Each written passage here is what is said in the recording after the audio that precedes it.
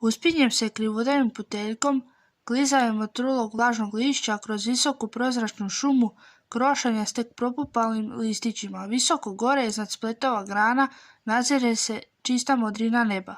Tu i tamo pojavljuju se na tlu bijele šumarice, ponegdje se pokazuje sićušan klobučić meni neke nepoznate gljive, te se čini da gljivica pokušava ocijeniti da li je već vrijeme da ojača i poraste.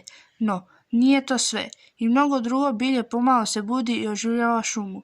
Nastojim gaziti što tiše, kretati se što mirnije, kako ne bi prestao crkut ptica, što se glasa sa onog stabla ili grma.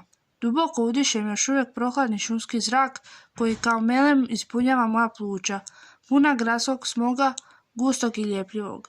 Umorila sam se hodajući uzbrdo, a i otežala mi puna torba u ruci i ja zastajem. Kakva tišina, kakva ljepota.